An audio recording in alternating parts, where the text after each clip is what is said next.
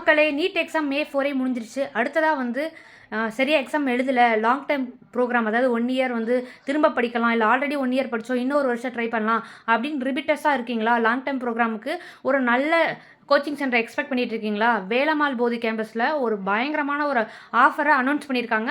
ஸ்பெசிஃபிக்காக பார்த்தீங்கன்னா long term course ரிப்பீட்டராக join பண்ணுறவங்களுக்கு என்ன சொல்லியிருக்காங்கன்னு பார்த்தீங்கன்னா, அவங்க மெரிட் ஸ்காலர்ஷிப் எக்ஸாம் வைக்கிறாங்க. ஸோ அவங்களோட நம்பரை இங்கே நான் பின் பண்ணுறேன். என்ன டவுட்ஸ்னாலும் கேளுங்க. 100% வரையுமே ஸ்காலர்ஷிப் கொடுக்குறதா சொல்லியிருக்காங்க.